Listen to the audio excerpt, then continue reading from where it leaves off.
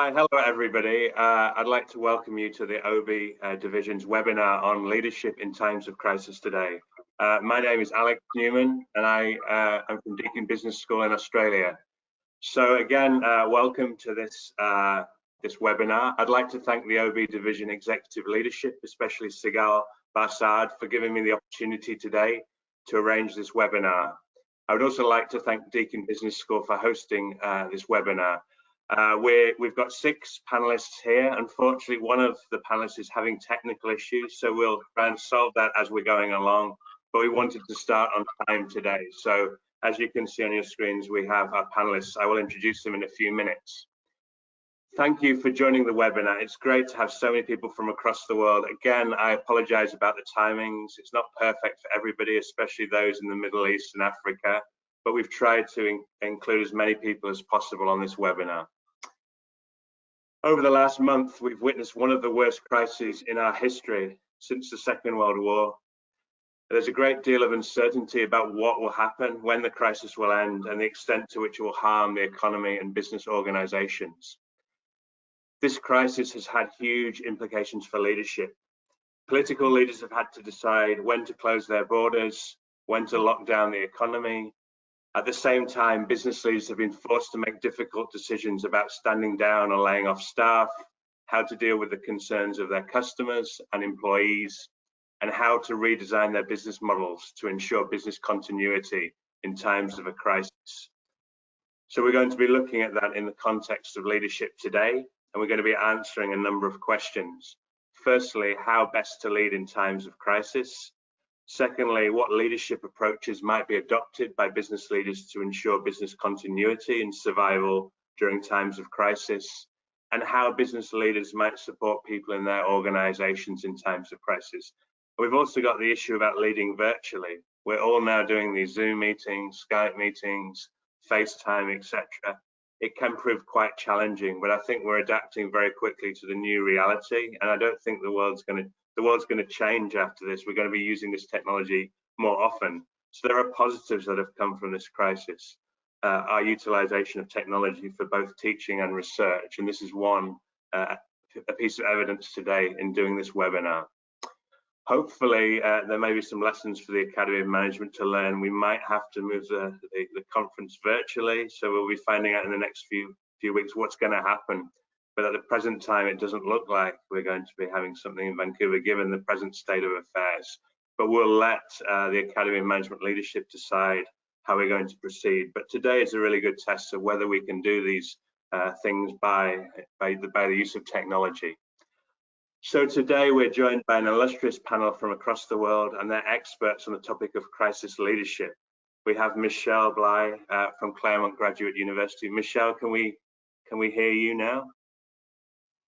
No, so Michelle's having technical difficulties, so we'll probably have to leave her off the panel for the present time. But if you have any questions for Michelle, please send those in. We have a chat function in the webinar, so anybody has any questions, we'll be having a question and answer session towards the end.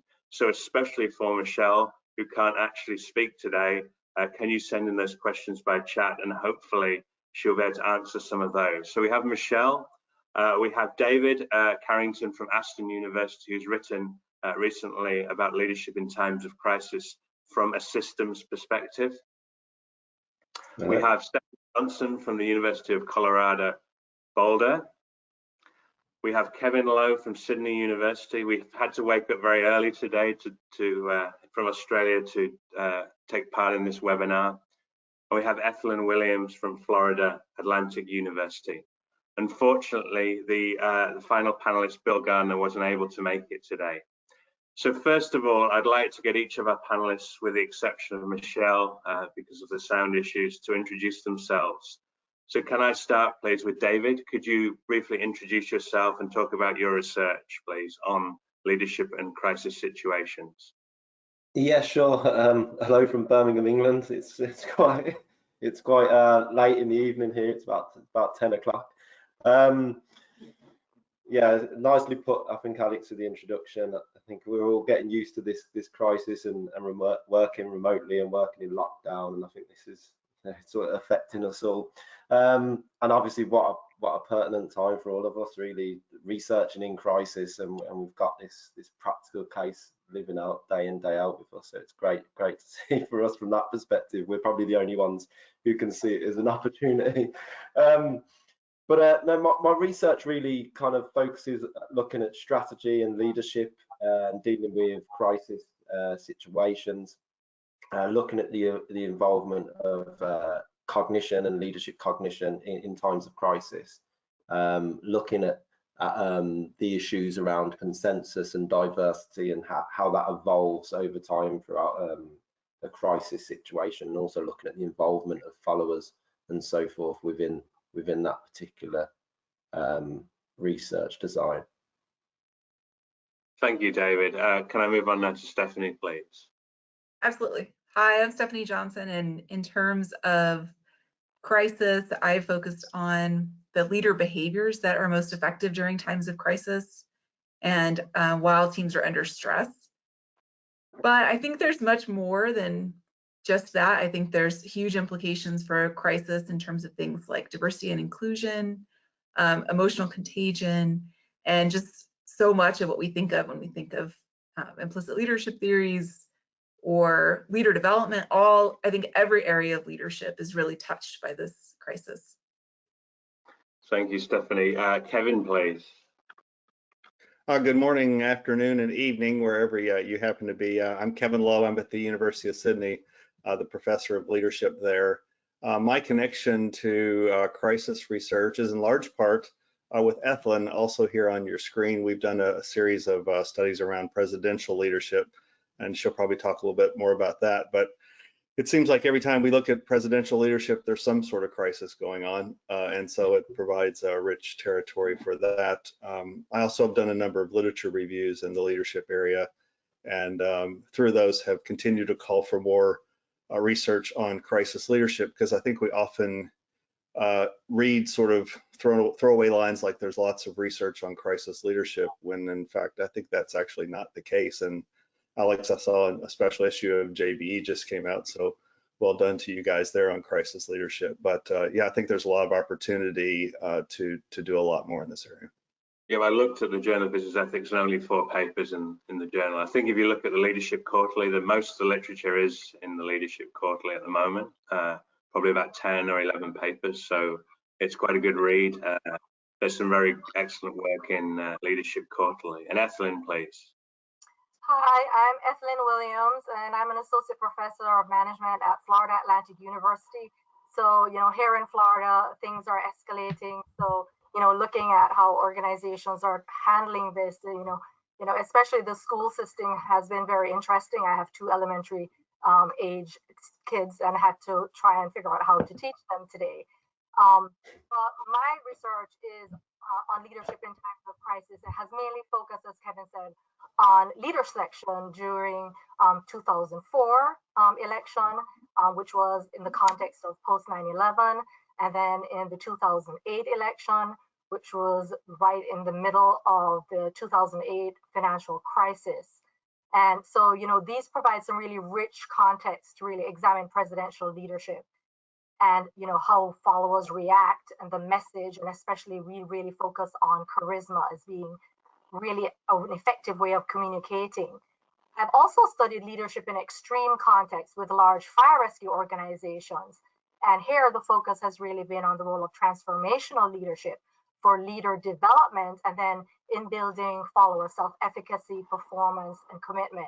So I've looked at some of these extreme kind of contexts in terms of fire rescue, but I do think that it helps a lot to think about these types of organizations and how they manage daily crisis when we look at situations like we're facing now, where all of a sudden every organization has to have a response, a crisis response, and specifically a pandemic response. So the implications for organizations are certainly there, and we can learn, I think, from these environments where we have folks dealing with these situations on a daily basis. Okay, and then we have Michelle, is probably the seminal scholar in this area, who's written a lot of the early work, especially in leadership on crisis leadership. Okay, so let's get started today. We'll start with you, David. The question is, how should leaders change their approaches in the short, medium term in the face of a crisis? We've seen this in the last few weeks. Businesses have had to close down. As a leader, how should I approach my leadership when faced with these short-term and medium-term decisions? Okay, yeah. So as I mentioned in the introduction, I come at the issue of crisis and the issue of leadership from quite a strategic perspective, and part of that I look a lot more at the decision-making element of leadership and strategic decision-making. And obviously, when leaders are confronted with crisis situations of the magnitude as such as we're seeing around COVID-19, we're seeing that it's not some kind of abrupt crisis. It's a crisis that's accumulated over time. You know, this has been going on for the last few months when it first cropped up in China a few months ago. And from that, we're seeing lots of different impacts, lots of different decisions politically, economically, in different organizations and so forth. We're seeing all of these different events and these different triggers that are making it very difficult for leaders to really understand what's really going on. There's a lot of complexity, a lot of ambiguity, and what happens in those situations, it puts a lot of burden on leaders in terms of how should they not only just make sense of the crisis, but also how to resolve that particular crisis. So often what actually happens is there's things they should do in the short term and things they should do in the medium and long term. However, what normally happens is that for a lot of leaders, it's those initial stages that they often get wrong. And often what we see in a crisis is we often see leaders become absent, they ignore certain information, decisions get delayed. We get people with very diverse ways of understanding really what's happening and what's going on. And I think that causes a lot of issues for leaders. It causes passivity, it causes paralysis sometimes in organizations, and they fail to act and often are oblivious to what's going on. And I think for managers really in the short term is to really start to focus on potentially some of those biases themselves and how they can overcome some of those biases. But a key thing really from research I've seen is that it's about building a vision. It's about ensuring that the people within the organization, the followers within the organization, the citizens of countries, that they need first to make sense of the crisis, and it's down to leaders to be able to describe and define that crisis and set out what we'd call a mental model of that crisis. And that's what should happen in the short term, so that everyone's got a clear understanding of what is happening. And sometimes that might require a leader to be more open, to be more transparent, to open up those channels of communication. But then in the long term, there almost needs to be this need for a co-creation of a vision, because often in a strategic perspective, if you've got to try and implement big decisions within an organization under a crisis situation, you need to ensure that the people within the organization can help implement that particular strategy. So often in the long term, it's good for a leader to be able to co-create that vision with followers, and also to be able to reflect and learn from the issues of what's happened within the crisis itself. Okay, thank you, David. Stephanie, your viewpoints? Yeah, I think there's a lot of similarities with what David said. So I think charismatic leadership is really useful in the situation, so you can convey a vision. But I think the time right now really calls for giving, because it's not just a crisis to your company, it's a global pandemic. And so the specific leadership behavior that I studied many years ago now, more than I'd like to say, was self-sacrificial leadership, and how leaders can improve their leadership, but also support followers by giving up something. And so I would say leaders need to give right now, and we're seeing a ton of that.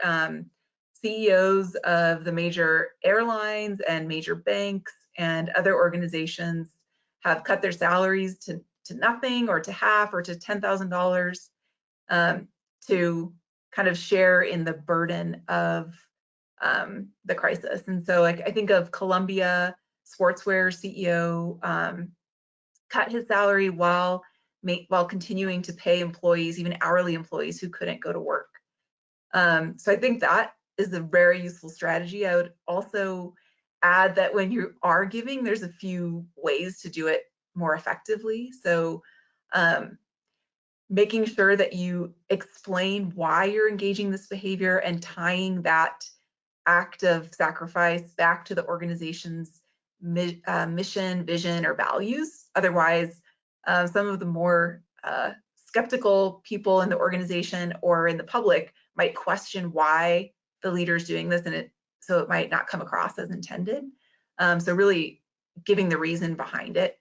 I think leaders who have taken a personal hit, not just like, we're not going to do layoffs, or we're going to give $10,000 to Airbnb hosts, but leaders who are actually giving up their own salary or bonus. I think that's important before you ask employees to furlough their salaries or start engaging in layoffs, to keep morale up and commitment to the organization. And then I think the third thing that I would say, which is consistent with what David said, is I think transparency and timely transparency is extremely important in this situation. You don't want, like, I think Disney's union had to go to the CEO and say, listen, we need information. We need to know what's going to happen to our employees. And then the CEO came back and said, we're going to cut the CEO's salary and the president's salary. And that's great, but it's like a little bit late, right? When you have to do it in response to the union banging on your door. So I think it requires some kind of fast action, and really being transparent with the severity of the situation, so you're not downplaying it and saying, oh, everything's going to be all right. But like, you see the airline saying, we're expecting cuts to continue through the end of the year. And I think that's what people need to know. It's they're going to expect the worst. And so if they feel like you're not being sincere as a leader or really giving it to them straight, then that's going to color how they perceive the rest of the things that you say. So basically, leading by example is very important in times of a crisis. Showing, a vision, creating a vision, but also leading by example. Yeah, exactly. Yeah. Great. Kevin, please, your thoughts on this topic. Yeah, well, I'll pick up on some of the themes that the others mentioned. I think in the short term, people are fearful and they're confused. And so I think very early, we have to focus on the sense-making piece, and not necessarily that one has the answer, but that one will have the answer. That appearing calm and confident. As a matter of fact, if you look at the MLQ, one of the items for charisma is appearing calm under situations of crisis. And so showing up frequently, David mentioned sometimes leaders go absent. I think we have to be very visible and visible frequently, and chunk information in a way that people can absorb it. Sometimes I think we get irritated that the news is constantly running story after story after story, but actually in some ways that's helpful, because when people are feeling fearful and they're feeling uncertain, they can't process a lot of complex ideas at the same time. So cognitively, it's good to do consistent messaging, short messaging, appearing calm, confident that I'm making sense of the situation, and if I don't fully have sense of the situation now, that I will. People again are concerned for their safety. How are you going to keep me safe? That might be a customer, that might be an employee, but how do we create this sort of psychological and, if necessary, physical safety for individuals?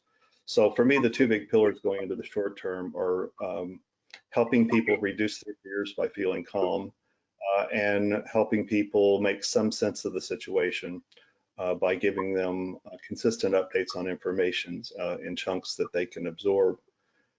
I think going out to the more medium term, I'm a scenario guy. I like to think about what's the best possible case, the worst possible case, and the most likely case, and then work backwards from that. And there, I think the whole saying of hope for the best and plan for the worst comes in appropriately. I think as leaders, when we're thinking out to what the middle term might look like, we probably have to think about what the worst case scenario would be, and work backwards from that to decide what our near-term actions are. Hopefully we won't have to implement all of those actions. But if it really does go pear-shaped, as they like to say in certain parts of the world, then having thought about scenarios allows us to adopt much more rapidly. And again, I think if we plan for the worst and figured out not how can we scale up a good plan, but how can we scale back a bad plan, it will make us appear more proactive than reactive. Great, thank you. I'm just looking at the questions now before I move on to Ethelyn. I think most people are hearing the session okay. It is being recorded, by the way. I think I mentioned that at the start. It is being recorded. So if you can't hear, you can always, the recording will be sent to you, a link to the recording, so don't worry too much. Ethelyn, your thoughts, please, on leadership in the short to medium term. You know, people are so fearful in a time of crisis. I mean, even if the crisis starts slow, you know, people will tend to, you know, comfort themselves that maybe it's not going to be so bad. And so if you don't have a plan in place, it's so much more difficult for an organization. But in the short term, it's really about being able to take some courageous action, some of the things that Stephanie has mentioned. And what we're finding is a lot of organizations, especially small businesses that I've been interacting with, are really trying to think about what are their obvious vulnerabilities and what are their strengths, because this is the time to really focus in on your strengths. I think more long term, it's what kind of opportunities are being created, but even medium term, especially if you're losing market share or you just can't interact with customers. So, you know, courageous action is going to be really important to really be able to be adaptable and figure out what your next steps are. But with people having so many negative emotions, it's important, you know, for the leaders of the organization to be hopeful and that optimism while also being realistic. And this is where I think in the short term, yes, you need that long-term vision, but short term, really building that collaboration so people feel like they have a voice in some of the decisions that are going to be made, because there are going to be some rapid decisions, and organizations want to make sure that the decisions are made that are wise in this quick adjustment, that don't really harm the company detrimentally long term. So I think long term, it's really the trust that's been built up with the employees that's going to be important. That's what's going to sustain the organization. You know, charismatic leaders we know are important for helping to convey that vision of how we're going to get there, how we're going to be successful in the future, maybe even thinking strategically how to create that new corporate mindset. So a lot of the difficulty with the sense making, though, is that as you respond to crisis, that's when you learn how to, you know, as you're facing it, that's how you learn how to deal with it. So this sense making in the short term and medium term and long term is really something that you have to think about, and kind of having that rapid communication, that two-way communication to see how employees are feeling. Are they making sense of it? Are they seeing how the company can get through this and help them to be more committed to the organization? Okay, before we move on to my second question, we've got a number of questions asked by the audience. There's one specifically directed at Kevin and Ethelyn around political leadership and the New York governor. How do you think he's been doing? Apparently, our attendee thinks that he's doing a good job in crisis leadership. Can I have your thoughts on the New York governor's approach to leadership, please? Well, I can start. I mean, he has been, you know, paraded recently as an example of calm leadership in crisis. I mean, we've heard about the Kentucky governor as well. You know, people talking about its daily tuning in, listening to kind of get a sense of calm, that, you know, there are plans in place, there are actions that are being executed. And so, you know, these examples of these governors trying to communicate on a daily basis is kind of showing that communication in action. People are scared. They're acknowledging that things aren't great, but that they have a plan in place and that they're taking action and getting the public involved, right? Not just the leader saying this is what we're doing, but getting the followers involved. This is what you can do. This is how you can help. So really giving people a voice, I think, is really important. And so from that perspective, I think that's a good example. That's why people are latching on to that. Yeah, well, one of the reasons thanks. One of the reasons I nodded to Ethelyn is I'm sure that you're getting a lot more news feed about the New York governor than I am. I hear a lot about Scott Morrison and Jacinda Ardern, and if you don't know who those are the prime ministers of Australia and New Zealand. But what clips I have been able to gather, I think he does a really good job of appearing calm and confident. He also seems to be doing a good job of communicating a balance of interest between the federal initiatives and what the state of New York it needs and is asking for. So I think that sense of being able to weigh alternatives and not just dismiss an external voice, but to consider that voice and respond to it, and at the same time take exception to it, is from what I've seen, a very effective leadership style in this particular situation. Okay, I'm going to move on to quite a similar question connected to the first question. In terms of how people perceive leaders, which kind of leadership approaches or behaviors do you think are perceived positively and negatively by the general public, employees, and customers during times of a crisis? Let's start with David, please. Yeah. I hope I don't monopolise all the answers before it comes back round to everyone else. We could switch around, but I think we're doing a good job so far, David. Yeah, no problem. I think really in these situations, what we see is that the companies that seem to be more effective and create less panic and concern and uncertainty with their employees or with citizens and so forth tend to be the ones, as we mentioned earlier, the ones who are much more transparent, the kind of the communication skills and so forth really come through very clearly.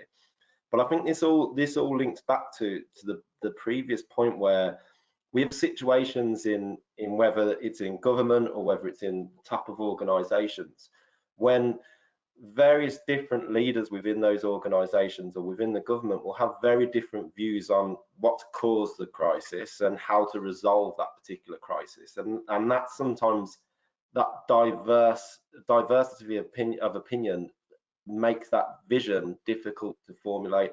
And what happens to the general public or to employees is, because of that absent vision, there's nothing for them to buy into and understand what's really going on. So often what will happen is followers and employees and citizens and so forth will create their own vision and make the sense of the crisis in their own ways. And I think to direct the course in the way a leader needs to, they need to be very clear, they need to act very quickly on making sure there is a consensus and a clear message that comes from the top of an organization or that comes from government, so that you don't create this additional confusion in employees or additional confusion in citizens, so that they don't formulate their own vision, which then can conflict with how you're going to try and respond and resolve that particular crisis. So I think the issue of transparency, the issue of communication, being clear with the general public, being clear with your employees, I think is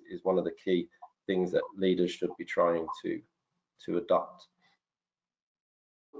Okay, Stephanie, we've got a couple of questions from the audience. One says, is it time now for shared team or collective leadership? That's my colleague in Australia, Nathan Eva. And then we have another Australian saying, isn't authoritarian or autocratic leadership better? Look at what's happened in China and Korea. They've come and they've handled it very quickly, very decisively. So what are your thoughts here? Do we need more of a shared leadership approach, or quite a direct, top-down, authoritarian approach? So sorry, that was Neil Ashkenazi, by the way. Neil, hello, Queensland. So I would choose option C. I would go for considerate, charismatic, transformational servant. I think shared leadership right now would actually be pretty tough, because I think you need to be decisive, and time is of the essence, right? Like, I don't know about the rest of the panelists, but we went from everything's fine to all our, like for our universities, classes are canceled for the rest of the year and everyone's moving home, and in one day. And I think that, maybe some shared leadership would have been good in that situation, but it's also like we're responding to rapidly changing times. And I think in that really short term, you do need decision making, like quick decisions, but I think those decisions need to be made with employees' best interests in mind. That's why I would say like considerate or servant leadership, because we could just lay everyone off pretty quickly, and that's quite decisive, but I've also seen that that tends to actually hurt companies' bottom line in the long run, because there will be a point where this crisis is over, and in the war for talent, you know, you've lost, right? People aren't going to trust your organization anymore, and the employees you do have will be less committed because their friends have been cut, right? So I think trying not to still keep employees' best interest in mind, but I do think we've got to be decisive in this time. And I guess in many countries, the government has decided they're going to subsidise employee wages for the next 6 months. It's just happened in Australia. It happened in the UK and a number of other countries. So I guess that makes decision making easier if you're an organisation, and it's one way of helping you stem the losses. So I guess we have the political factor, then we have the organisational factor. It's quite a complex issue at play. Kevin, your thoughts, please. Do you agree with Neil's thinking that an authoritative top-down approach may be best in this situation?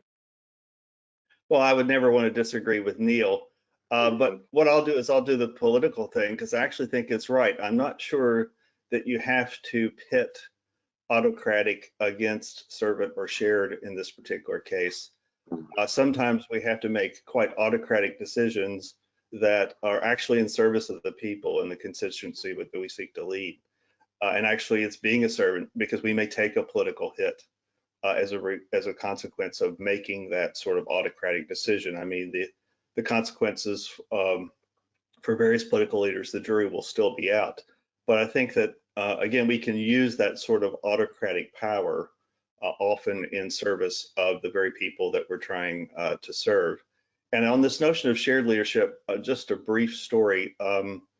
I did some work with the Center for Creative Leadership years and years ago. None of it's published because it was for internal use around program building and product design. But we basically interviewed a bunch of people around Hurricane Katrina. So I talked to the head of the American Red Cross, talked to the head of Mississippi FEMA, talked to senior members of the Coast Guard, all sorts of things like that. But the conversation that really struck me was I was talking to the CEO of a large bank in the area. And the interview protocol, we had used a structured interview. The first question was, who is the first person you called, or the first thing you did when you really realized that Hurricane Katrina was going to be the crisis that it turned out to be? And this particular bank president said, I picked up the phone and called my number 2. And I said, well, why'd you call your number 2? And he said, because I told her she was in charge until the crisis was over. He said, because I knew that I was a good captain of the ship in sort of normal operating periods, but that in crisis, she had the skill set, she had the rhetorical skills, she had the presence, she had the sort of cognitive capacity to deal with crisis. And so many people from the outside may have seen that as an abdication of responsibility. But actually, in his particular case, he autocratically decided that he was no longer in charge, and actually shared that leadership with his number 2, communicated to the organization why that was, and so it demonstrated a very high level of self-awareness in making very top-level decisions, for which he didn't call his board together and say, is she in charge? He just called her up and said, you're in charge, and I'm behind you until this thing is over. Okay, great. And Ethelyn, sorry you're last again. We'll start up with you next time. See what everybody's saying and see if I can help to bring things together. Because, you know, it's a pity Michelle isn't on, but when you think about communication style and the fact that people often say, you know, what resonates in a crisis, and it's that charismatic communication style. The interesting things is, you know, having that humility, being able to connect with people one-on-one is important. But I don't think that the charismatic style is necessarily at odds with being authoritarian at times, right? In other words, to say, well, this is what's going to be done. You know, I understand and feel your pain, but then I want to listen. I'm going to make some tough decisions. But if you're connected, right, if you're still vulnerable while you're making some of these tough decisions that you explain to people, this is necessary in the short term, that can kind of mitigate the effects of the authoritarian. So we know that you need to make some tough decisions. But if you're charismatic, you might be more likely then to be flexible in how you adjust your response, right? As the situation is evolving and changing. I think if you're too authoritarian and you're not flexible and you can't dial it back and recognize how people are feeling, kind of be vulnerable, even collaborative in the sense that maybe I need to bring some people on board, because what Kevin is talking about is someone delegating responsibility. But then at the same time, to be able to say, you know, I'm going to accept responsibility for some of these tough decisions that I'm going to make, and try and figure my way out as I go through this, because being vulnerable and humble means I'm going to learn as we go along. I'm trying to deal with some of the questions as we're going along. I've just got a question. Could the OB division consider new submissions in August? We haven't decided whether we're holding it virtually or not, or what's going to happen. I think the Academy is meeting either this month or next month, and they're going to communicate. So many of you got decision letters yesterday, today, and there's some coming in the next week. Those decision letters specifically say it's still yet to be decided. Okay, it's probably 80-20 that it's not going to be held, but we need to wait for the decision of the Academy management. And as it said in many of the decision letters, they're looking at alternative delivery. That probably means online. So guys, please hold off until the Academy has officially communicated with you. Okay, I do not represent the Academy, by the way. I just represent the Global Committee of the OB division. Okay, so we talked a little bit about communication. So what kind of communication styles work? How often do leaders need to communicate, and what kinds of communication should they use? I'm going to start with Stephanie, please. We'll skip over you, David, this time, and you can go last. What kind of communication? How should they communicate? Yeah, so I think charismatic leadership consistently in the literature has come forth as the most effective way of communicating during crisis. So having the vision, using really powerful language and an expressive delivery style. And even though you are very realistic about what the problems are, maintaining some amount of positive emotions. So emotions are contagious. And so if you get up and communicate gloom and doom and terror and fear, you're just going to spread that to your team. So I think it's important to be realistic, but also optimistic at the same time. And then the other thing I would say about communication is like timely. It has to be timely so people know what's happening to them, because I mean, I think people are afraid and they're imagining the worst case scenario. And when you're in the office, you see people and that creates some amount of trust. Because how could someone look you in the eye if they're about to fire you, right? But when we're all virtual, I think the people I talk to and for research or just for chatting with friends are like, just feel so detached and lost because they're not getting that communication. And I'm like, I get communication every day, right? These emails every day, but it's still not enough. I think people are just trying to deal with the information and maybe even using a richer media of communication. So yes, we get a lot of email, but there is something to be said for being able to look at someone's face as they tell you what they're expecting in the future. And Jennifer just asked a question about gender and leadership. Do you think there's some gender aspect to leading in difficult situations? Do women do a better job? I've often been told women do a better job in crisis situations. Is there any research on that? And you know, are women better at communicating during a crisis, Stephanie? Yeah, I don't know. So I think there is some evidence that the type of leadership that's most effective in crisis is also correlated with gender. So women tend to exhibit those charismatic, transformational, considerate leadership maybe a little more than men. So I think, yes, I'm going to go with, of course, yes, women are going to do a better job. But I also feel like there's something to people when they're afraid. I think they look to the prototypical leader for security. So if you think of like the evolutionary perspective, if I'm fearful, I want the biggest, strongest, most masculine man or woman to protect me. So maybe there's some, I don't know if there's some psychology there that not the mother figure, Stephanie. Yeah. I thought it would be the caring mother in times of a crisis, like in New Zealand with Jacinta. She's looking after the nation. So, Kevin, your thoughts, please, on both those topics in terms of how should we communicate, and in terms of gender. Do you think there's a gender difference in terms of handling crises such as these? I know it's a sensitive topic. Well, I think so. I'll start with the gender piece. I agree with Stephanie. I'll qualify it just a little bit. If we go to cross-cultural literature, we talk about masculine style and feminine style, and I really think what we're talking about here is a feminine style. And if you go back to why that might matter, it's more nurturing, it's more communal, it's all the things that people are looking for early in a crisis. They're fearful, they're uncertain, they want to know that they're cared for and taken care of. So, I would certainly agree that as a group, women are more feminine, are more likely to engage in the feminine style, but I think we can have either gender engaging in a feminine style or either gender engaging in a masculine style. And I think it is what we might refer to as the feminine style of leadership that is especially helpful in early portions of the crisis.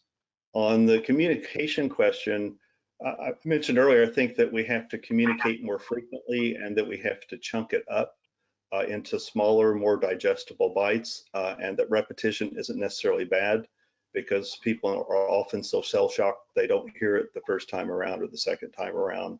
And the third time around they go, oh, that's interesting. And I think it's a shame we don't have Michelle here, who has done a lot of research in the rhetorical area.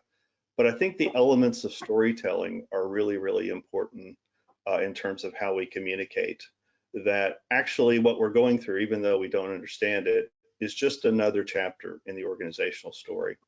And I'm not suggesting that COVID-19 isn't a huge crisis, but depending on how long the organization was around, maybe you went through the Cuban Missile Crisis, maybe you went through 9/11, maybe you went through the GFC, maybe you went through, any one of a number of sort of what at the time were unprecedented crises in the world, and that the story is that we got through that, and maybe we muddled our way through, but also maybe we learned some things from those that we can use.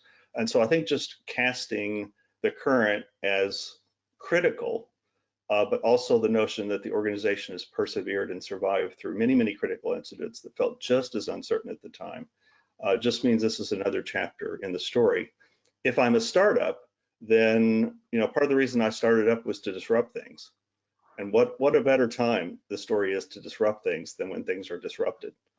So if I'm a startup, I would frame this story as huge opportunity that we actually could not have predicted and has actually come our way, and how do we leverage that situation? So whether it's a continuity story or the opportunity story, I think if we use rhetorical skills to think about the protagonist, the antagonist, the plot, who are the main characters, and the vision is how all of that gets resolved, and the confidence that it will get resolved is, I think, an effective way to communicate. And I think you see political leaders do this perhaps much better than organizational leaders because they perhaps are more practiced and more coached in those areas. Okay, we just got a comment from Ronik Kark, who says there is evidence, there is research that suggests we prefer women in times of crisis. Ryan and Haslam, I don't know where that paper is published. It's published somewhere, probably the Academy or Leadership Quarterly, perhaps. Thank you, Ronik, for pointing that one out. And Ethlyn, please, your thoughts on this topic.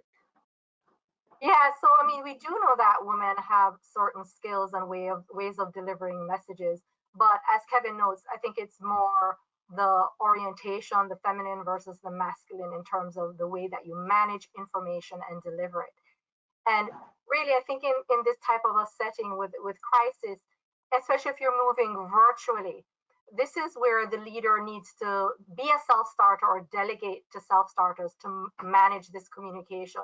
Because if you think about, just the number of emails we get with the amount of information makes an already stressful situation more stressful. So you really need people in charge who are kind of self-starters, that you kind of get the momentum going and keep people, engaged, that, there is an end in sight.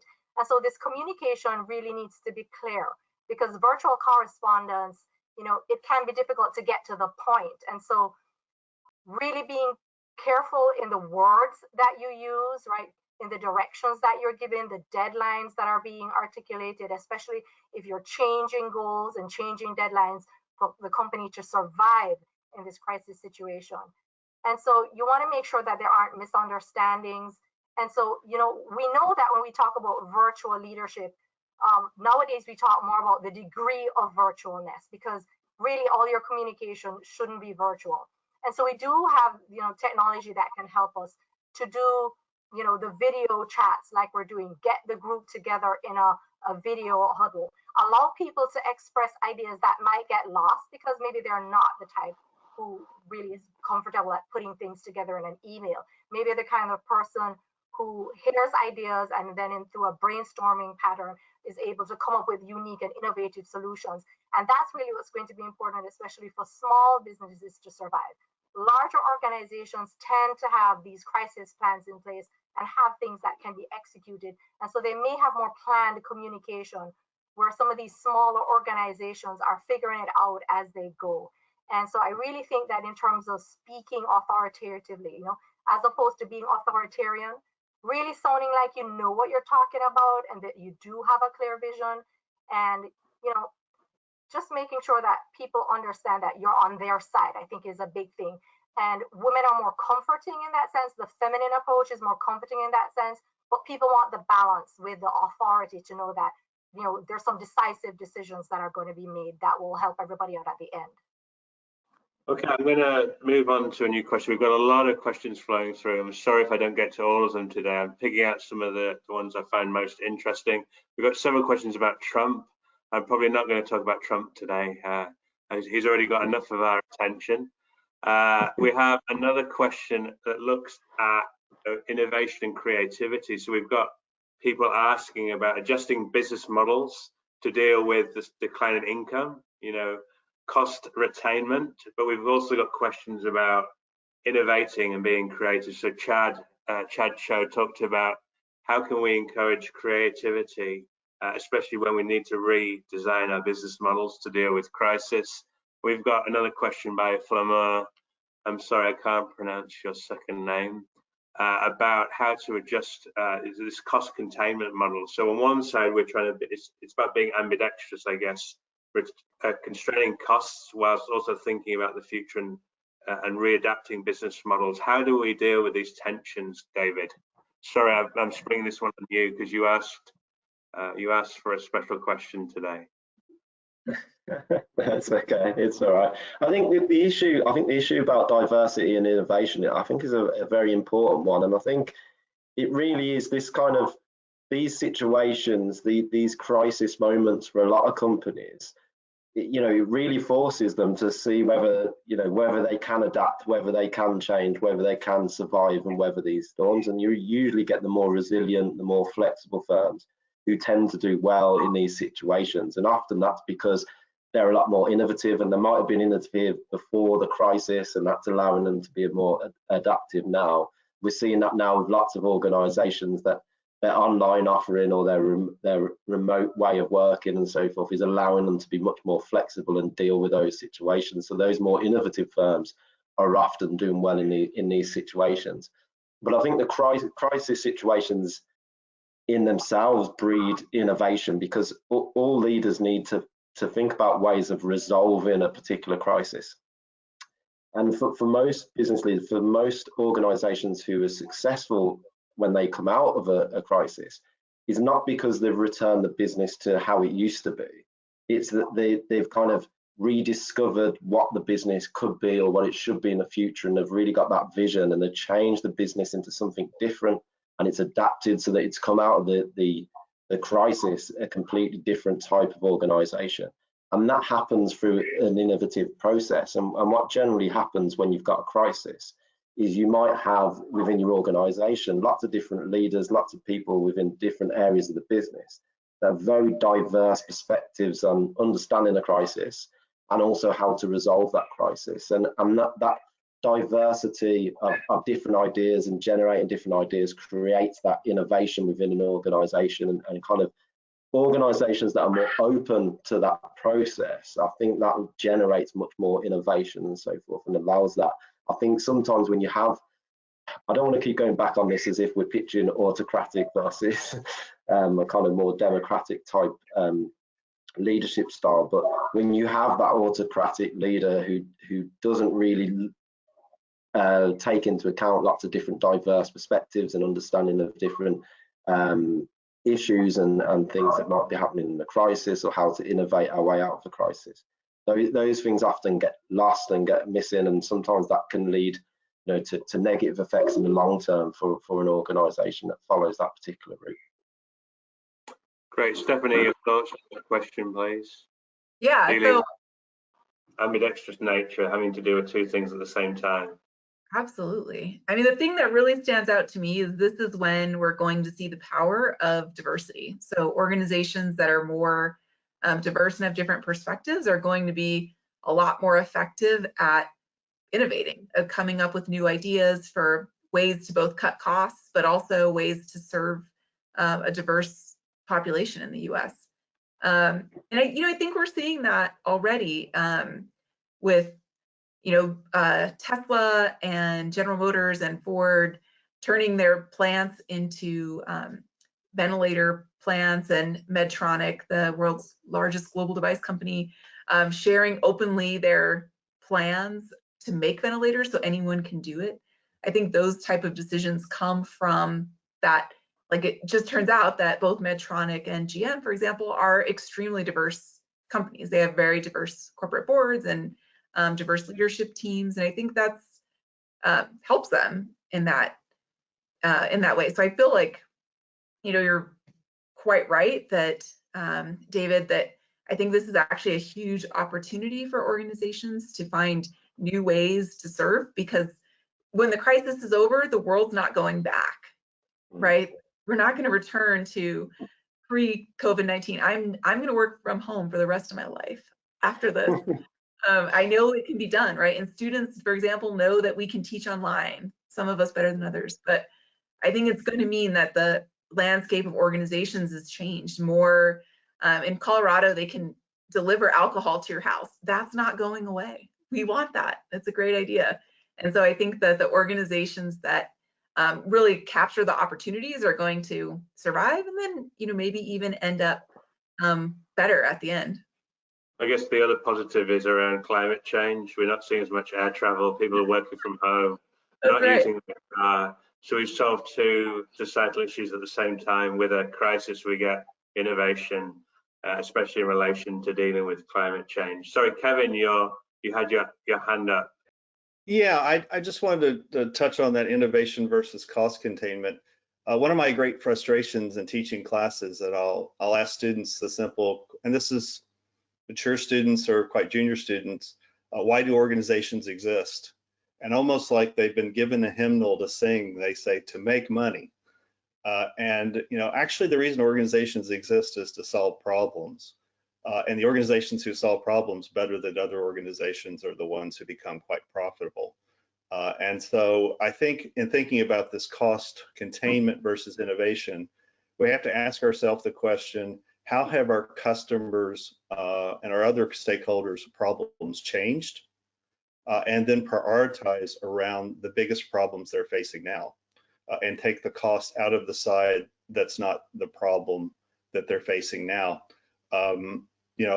Probably Stephanie mentioned her university was face-to-face one day and online the next day, right? And my university had very much the same fate. And it's because we tried to digitally pave the cow paths that existed, right? Let's do everything we've done before in the way we've done it before. Let's just now do it remotely.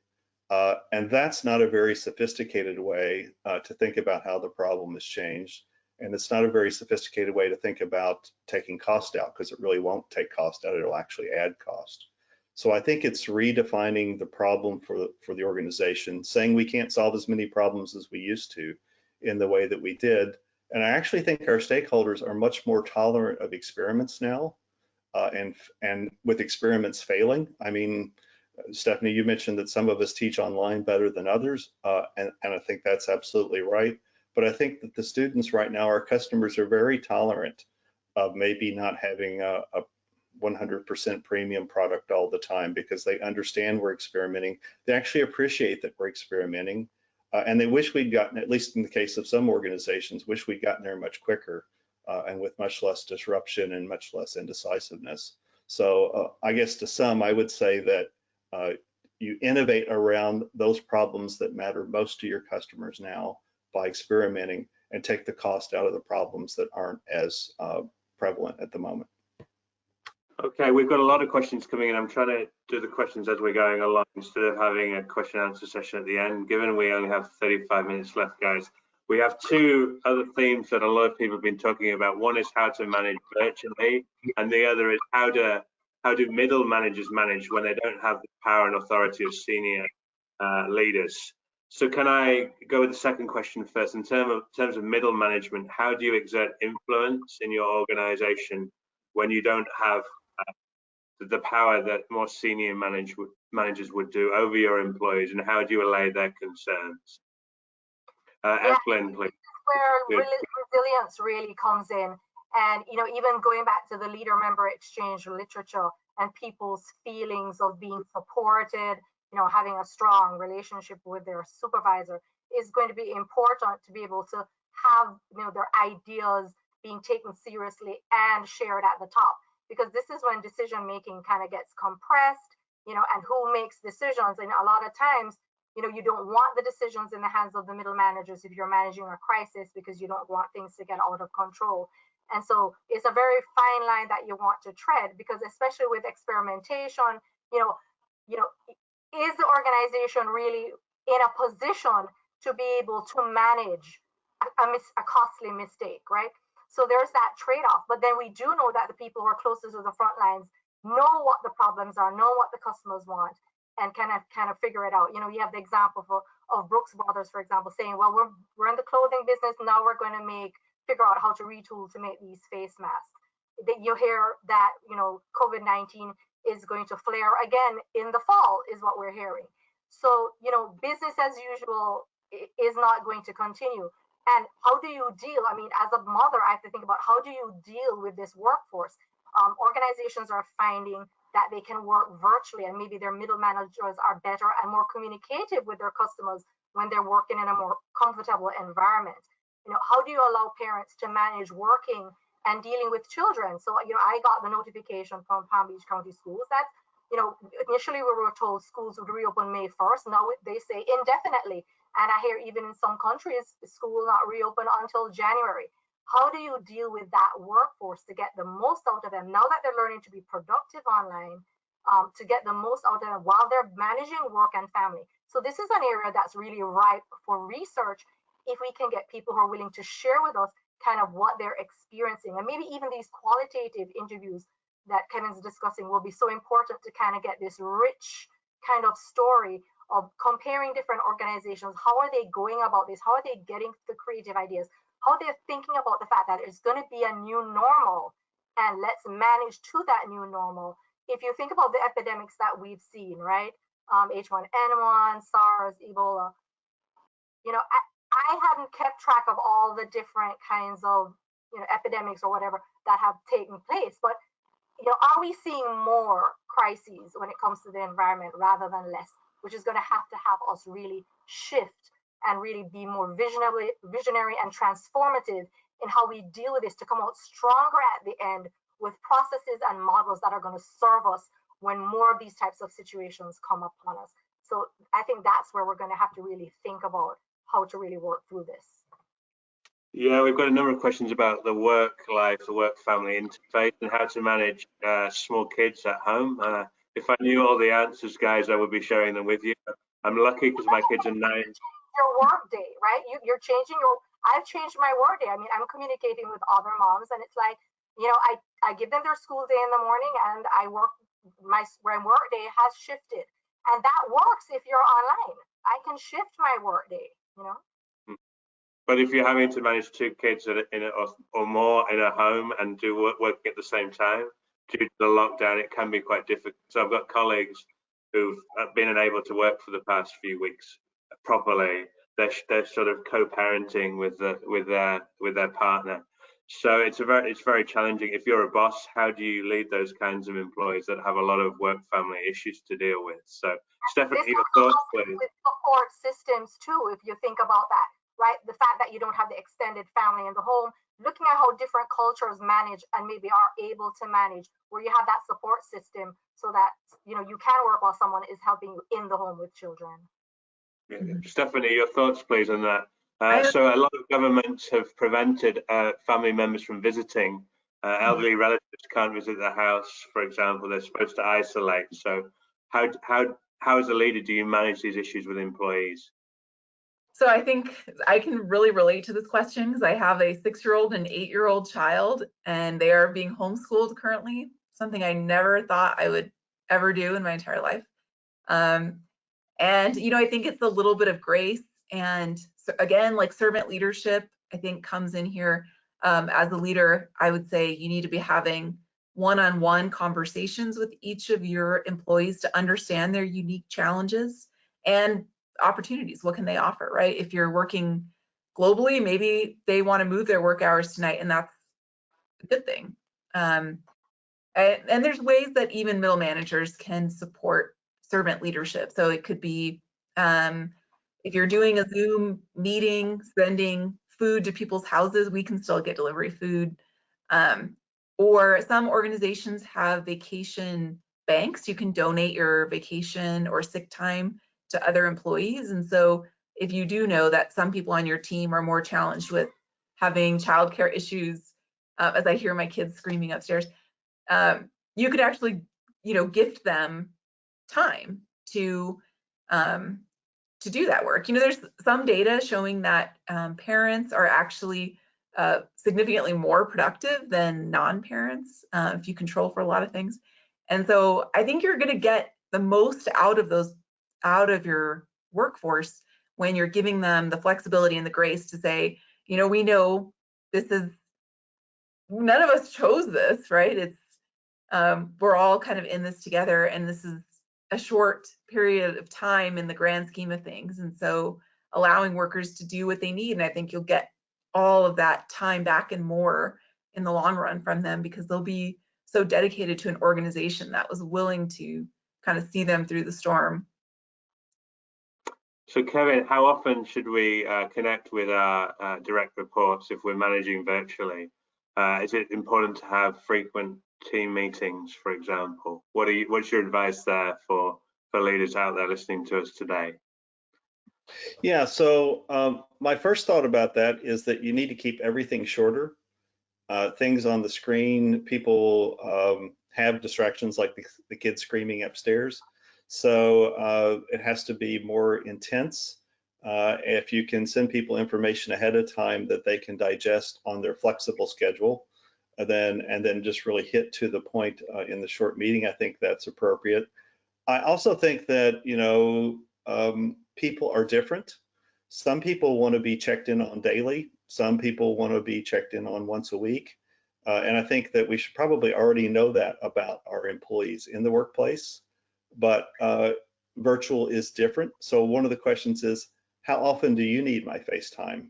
I'm looking at my direct reports, and if they say, it'd really be helpful to me to hearing from you every day, just sort of a heads up in the morning, 15 minutes, where you think we are, or no, I really don't need that. I'll contact you. I know what my marching orders are. I need more information. So I think being responsive and considering diverse and individual differences about the need for information and the frequency of communication is important. I also think we need to let go of presenteeism. The fact that someone can't turn up in a particular time slot is not as important, or perhaps that's not the right way to say it. It's should be more forgivable in this particular circumstance, because people are juggling so many different variables. And just like we're doing today, the dialogue can be recorded. So it's not that you can't get the information asynchronously. It's just that you might not be able to contribute synchronously.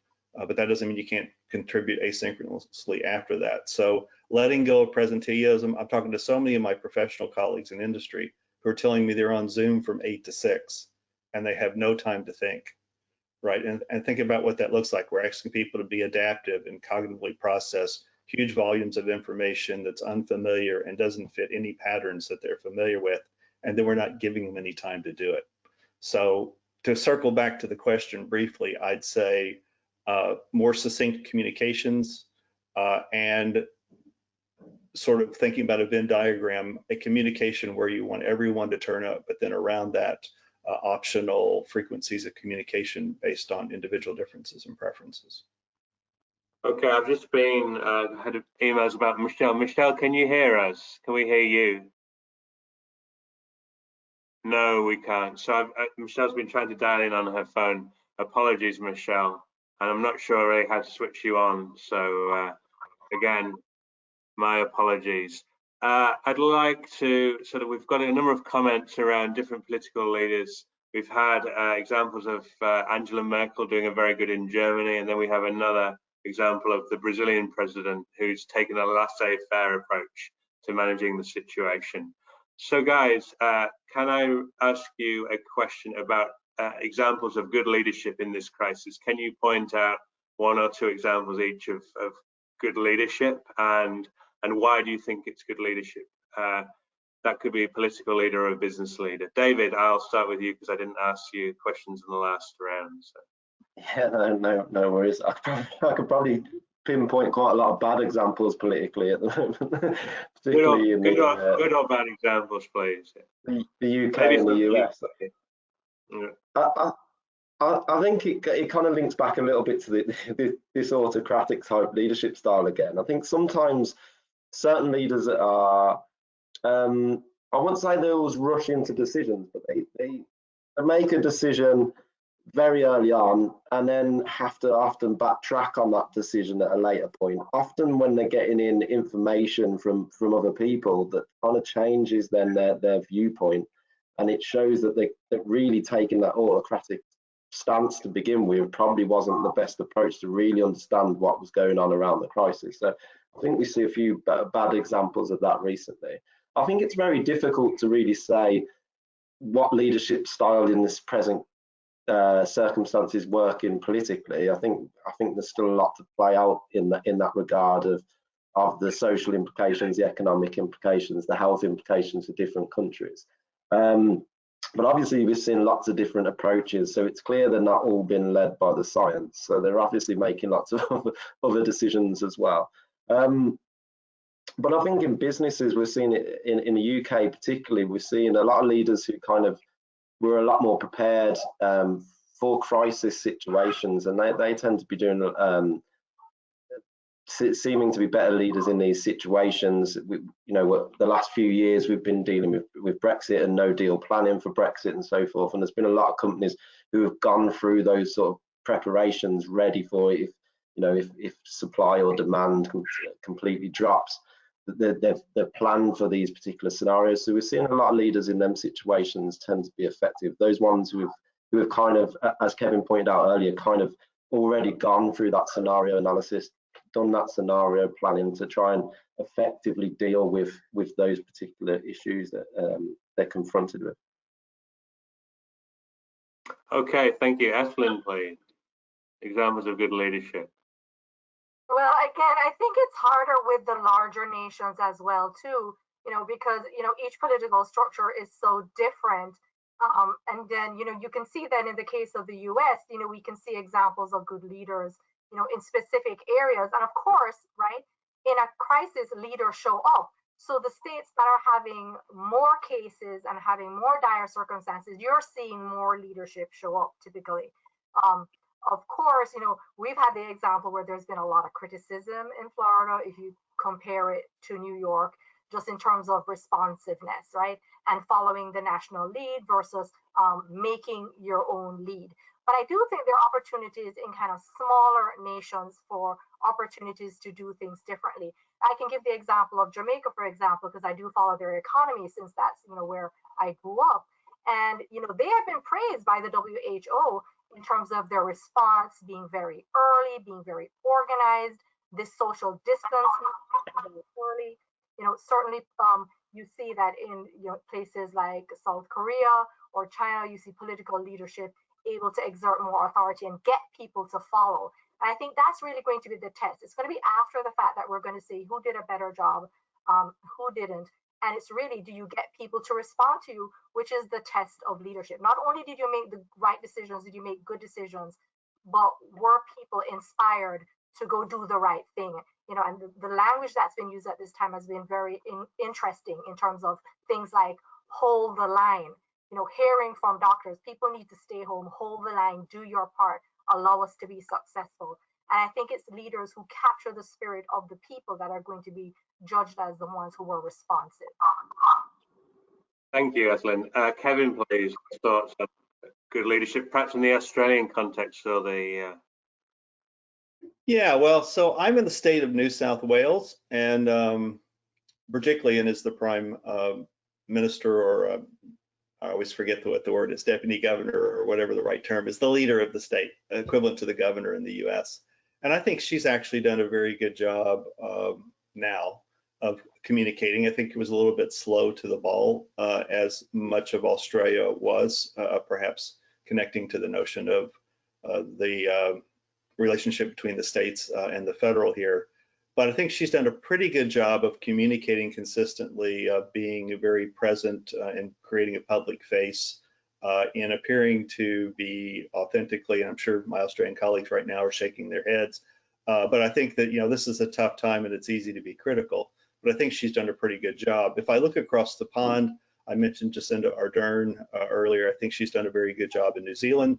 And while Eslyn might say that's a small economy thing, the reality is in small economies, you have fewer resources to deal with the challenge. So in some ways, if it's a developed country, largely the resources are scaled up to consistent with the size of the economy. So then it's maybe more about the complexity. For example, in the US with the 50 states, there's a lot of coordination to be done and a lot of renegotiating of responsibility and authority. But I do want to say, when we talk about good and bad leadership here, I want to remind us that right now we're just looking at results. There's lots of different ways to understand leadership. We can look at the person, right? We can look at the process. We can look at the results. And when we look at some of these areas that we're right now are saying being quite successful, we're just looking at the results. We're not looking at how it was done. So in some ways, we're like the shareholder who's saying, oh, look at the numbers, profits are going crazy, and I'm really happy with that results, and not asking the question of how are we getting those results. And then somewhere down the track, we realized they were billing dead people, they were opening accounts without their customers being aware of that. So there may be lots of process issues that we're not fully looking into now. And so I think it will be up to scholars to do a post-mortem, so to speak, and look at the processes by which these various results were achieved. And it's probably only then that we can really say that it's good leadership or bad leadership. And that will ultimately also be cited through a lens of values, what values we hold around trade-offs. So I'm not suggesting that some of the people we've said are doing well or doing poorly aren't, at least at first blush. If we only look through the lens of results, it's fair to characterize them that way. But I think only time will tell when we can also look at the process of how they achieve the results, whether we can argue that was really good leadership or not. I guess there's a lot of issues involved in actually doing research on this, Kevin. There's the research that shows initially people perceive charismatic leaders as very successful, but in the end, they're perhaps not as successful as other types of leaders over time, and the effects of that charisma wear off over time. So I think a very, very challenging topic to actually do research on. Stephanie, can you give me an idea of who you think has shown good leadership during this crisis? Yeah, I'll give you a business leader because I think we've done a good job of covering the political leaders. I'm going to go with Salesforce's CEO, Mark Benioff, who I think responded really quickly. He's very transparent and communicative with his employees, but also really challenging other CEOs to step up and do the same. So he guaranteed no layoffs for the next 3 months for Salesforce employees. He did a really good job of tying it to the culture of the organization, which revolves around Ohana, or family. And then even asking employees to exhibit that same care to their employees, like he said, their dog walkers or house cleaners, to continue paying them just as they're continue being paid. And then put it out there to other leaders of big companies and said, come on guys, you guys do the same thing. Like, this is a time where we as business leaders need to step up and help the nation. So I feel like that was extremely effective. The result, I don't know, right? I think maybe it helps that Salesforce is a cloud technology, so they're probably good at working remotely, and maybe people are using Salesforce more than they used to. I don't know, but I thought it just, to me, his approach really seemed to be consistent with all of the kind of what I would say best practices for leaders to do in the time of crisis.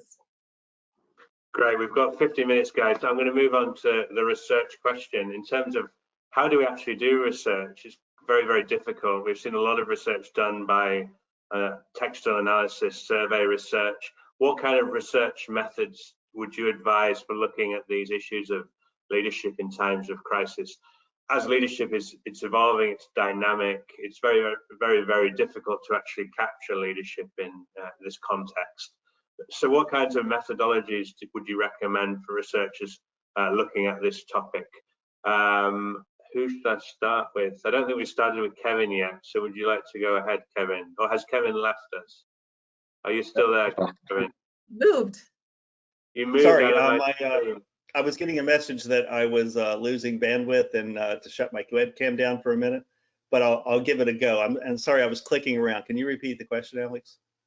Sorry, I've just forgotten the question. In terms of research methodologies, what research methodologies would you recommend for researchers doing research on this very, very extremely complex topic?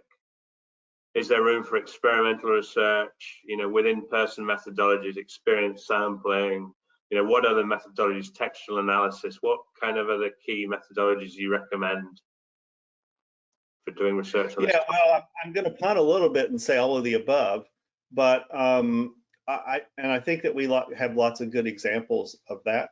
So there are often natural experiments that occur here, right? That by circumstance, if you look at, say, Janneke Stoker's piece in Leadership Quarterly around the global financial crisis, they were able to access, I think it was a Hay database, where they collected some data about how leaders were thinking and perceiving issues pre and post the GFC. And so it creates sort of a natural experiment to look at how people are prioritizing things. It's, John Antonakis would be pleased, this is an exogenous shock that's exerting an influence on sort of a natural experiment way. I talked about process earlier. There's probably nothing that beats qualitative interviews, structured interviews, looking at whatever the question might be. We've got a wealth, there's some privacy issues, but we've got a wealth of electronic communications, recorded communications. Just looking at how teams develop in Zoom within our students might be really, really interesting. If we had an organization who's recording, we're going to have this wealth of archives that can be content analyzed, both not only textually but emotionally. Like we could be going through and scoring our faces throughout this phone call to see which questions we struggled with the most or felt most confident about, how people responded to or dodged questions. So I don't think there's a preferred method because typically we match methods to questions, and there's going to be a lot of really rich questions out of this. But if you ask me to pick one, because that was the question, I'll say that probably qualitative research through deep conversational analysis about how people are processing this and reacting to this, making sense of it, all the stories that are being constructed, all the various things we've talked about. Qualitative analysis certainly has a role in unpacking all of that. I forgot which order I'm asking questions in, so I'm going to throw to Ethelyn, please. So what kinds of research methodologies would you advise to do research on this topic? Yeah, I do agree that the qualitative will really be a rich approach. I do think too, ethnographical, if you can get into an individual organization, like capitalize on some of the relationships you have with organizations currently, just sit down with those leaders, the interviews, the before, the after, the members of the top management team. Really get in there, and even if you can just do interviews at different levels in the organization to see if the story hangs true.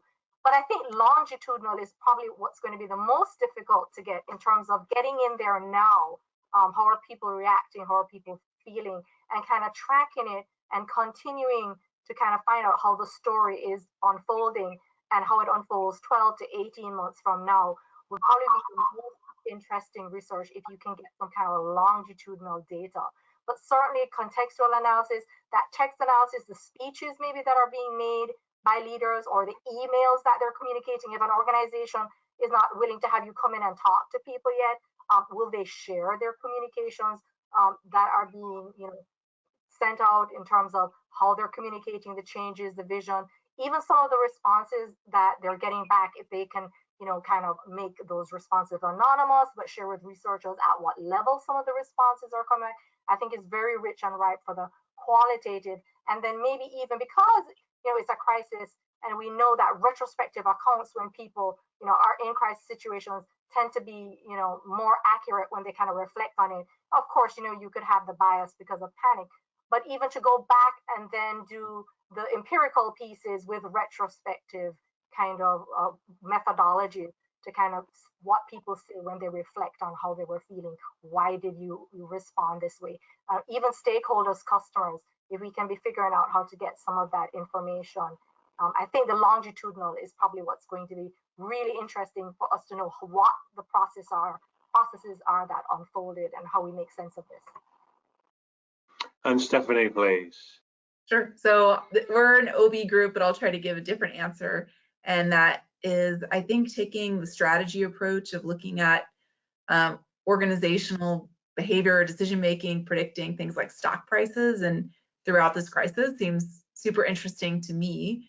So we can kind of get at that question of, was it good leadership, right? Like, did it have a good long-term effect if you want to measure the leadership by the outcome? I think there's going to be there's a lot of data and a lot of variance in stock prices right now every hour. So I feel like that would be super fascinating to do.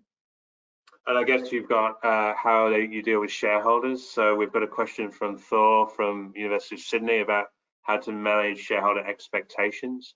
So there's a lot of research recently been done on shareholder letters and communications from the organization and textual analysis and seeing how that translates into share price when the before and after the shareholder letters, etc. So there's a lot of scope for doing sort of firm level research here as well. So thanks, Thor, for that question. David, your thoughts, please, on research methodologies. I know you're more from a strategy marketing side. Yeah, no, but so in terms of a lot of the themes that have been coming up there in what we've been discussing today, a lot of the time we've talked about sense making and making sense. So I think a key methodology is for how we capture that really in leaders, of how they're making sense of the unfolding crisis, and also how they develop their vision of how they navigate through that crisis. So even though I might come at it from a strategic perspective, I think we've got a lot of crossover and similarity in that regard. So it's about how do you capture sense making, and you can do that kind of, again, as we said, through different interviews and narrative analysis and so forth. But a key technique I often use when trying to assess leaders in crisis situations is to take them through cognitive mapping, and often I'll do that longitudinally, and I'll look at how a crisis evolves over time and how they make sense of the crisis in that moment in time, and how they would deal with that crisis as it moves on. I think that gives a lot of rich data of kind of making sense of the environment that surrounds them. Again, as Evelyn was saying, I think the longitudinal stuff, I think is very important to really understand how these, because we always know crisis evolves, these situations evolve, and sometimes you might be in a company and certain elements, let's say the government make a decision to either restrict movement of people or put the country on lockdown, and that might have an impact on the company. But it might be in a year's time, there might be an even bigger impact that has on the company because of the shocks of recession and so forth, might have an even bigger, greater effect. So sometimes with these situations, it's about trying to get into a company and getting into a company quickly, so that you can start to measure some of these things and you could start to see these events unfold. I think the problem sometimes when you want your best, you want to give a qualitative research design.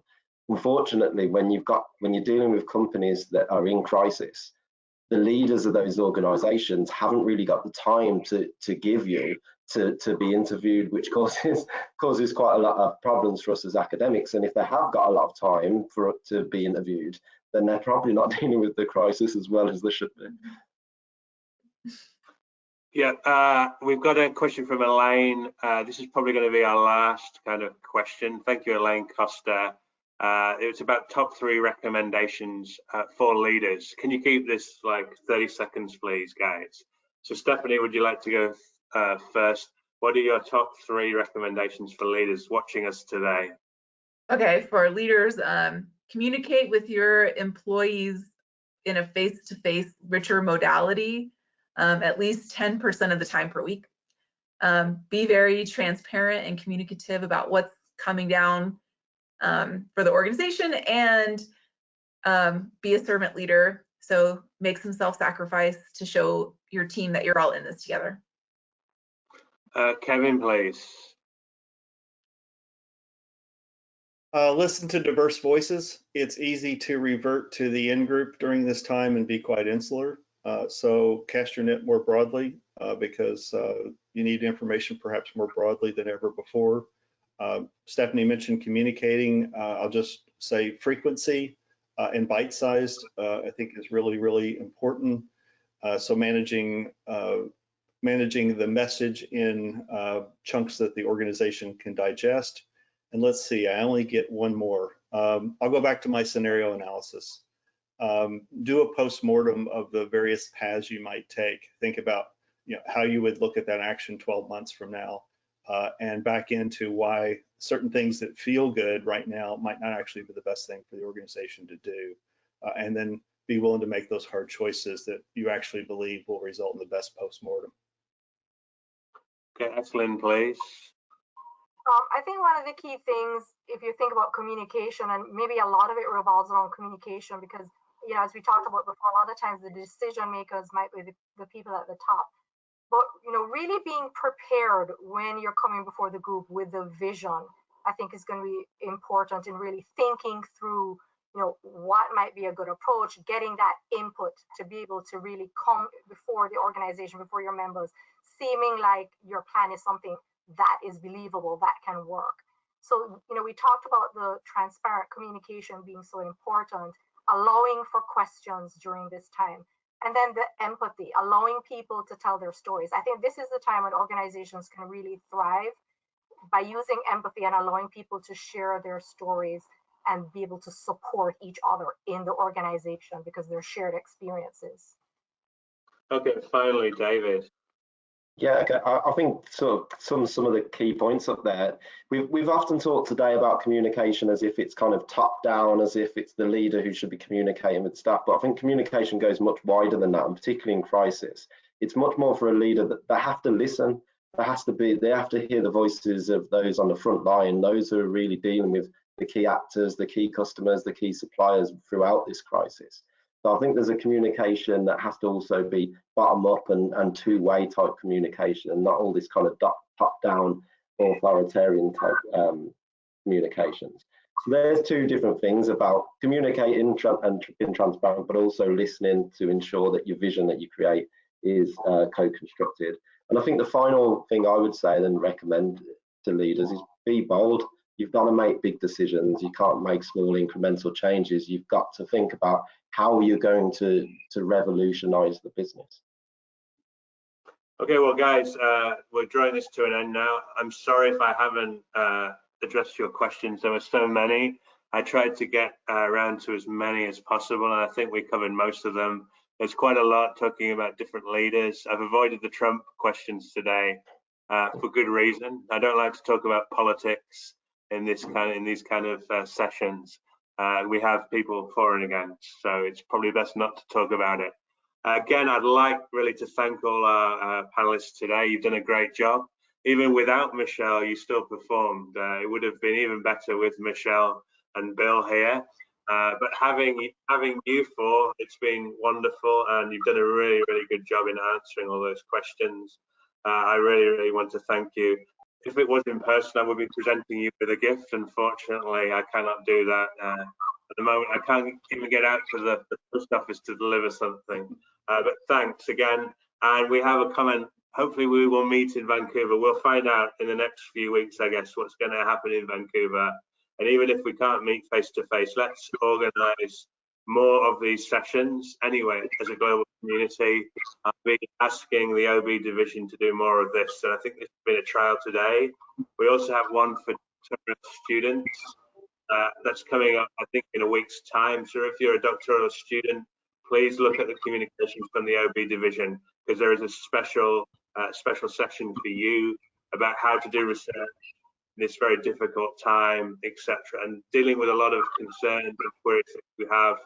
We had a couple of questions about the job market. It's going to be quite difficult in the next year or two, so you need to keep your options open, guys. Go along, if you're a doctor, go along to that webinar. It will be great for you to really get involved, and there's a link there for you to register. Let's keep on doing this, even if we don't make it to Vancouver. Let's organise more of this, and we've shown that it works today. I think this is even better than face-to-face, guys. It seems to work very well, even if it's quite difficult to handle all the questions. So again, this is it. It's a wrap. We've finished, and thanks again. We've got a lot of comments coming through and how happy everybody is. If you do have any further feedback for me, please email me at a.newman@deakin.edu.au. I can give you some feedback. You can also catch up with me on LinkedIn as well, guys, and the same for our other panelists. So thanks again. We will see you now. I don't know how to finish this. I think there's a button somewhere. Thank you, Alex. Bye. Bye. Bye. Bye. Bye.